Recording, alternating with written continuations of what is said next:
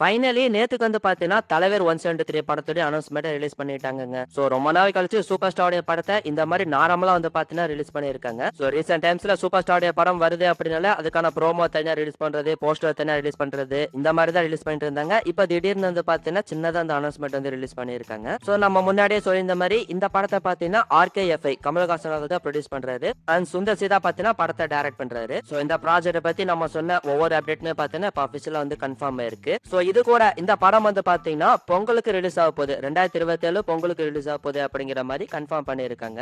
So லாஸ்டா super ஸ்டாருக்கு வந்து பாத்தீங்கன்னா தர்பார் படம் வந்து 2020 பொங்கலுக்கு ரிலீஸ் ஆயிருந்துச்சு. சோ அதுக்கப்புறம் இந்த தலைவர் 173 படம் வந்து பாத்தீங்கன்னா 2027 பொங்கலுக்கு வந்து ரிலீஸ் ஆக போகுது. சோ அடுத்த வருஷம் 2026 ஜூன் மந்த் வந்து பாத்தீங்கன்னா ஜெயிலர் படம் வந்து ரிலீஸ் ஆயிரும். அதுக்கப்புறம் பொங்கலுக்கு 2027 பொங்கலுக்கு இந்த தலைவர் 173 படம் பாத்தீங்கன்னா ரிலீஸ் ஆக போகுது. சோ கண்டிப்பா இந்த படம் வந்து பாத்தீங்கன்னா ஒரு நல்ல காமெடி ஃபேமிலி என்டர்டைனர் திரைப்படமா தான் இருக்க போகுது. சோ ரொம்ப நாள் கழிச்சு இந்த ரத்தம் கத்தி இதெல்லாம் இல்லாம ஒரு படம் வந்து நம்ம பார்க்க போறோம்னு நினைக்கிறேன். சோ இப்போதைக்கு இந்த படத்துடைய ஒர்க்கிங் டைட்டிலா பாத்தீங்கன்னா தலைவர் 173 அப்படிங்கிற மாதிரி வச்சிருக்காங்க. சோ படத்துடைய டைட்டிலா போக ஃபிக்ஸ் பண்ணுவாங்க. சோ நீங்க இந்த தலைவர் 173 ப்ராஜெக்ட் பத்தி என்ன நினைக்கிறீங்க, உங்களோட ஒப்பீனியன் என்ன அப்படிங்கறத மறக்காம இந்த வீடியோடைய கமெண்ட் செக்ஷன்ல சொல்லுங்க.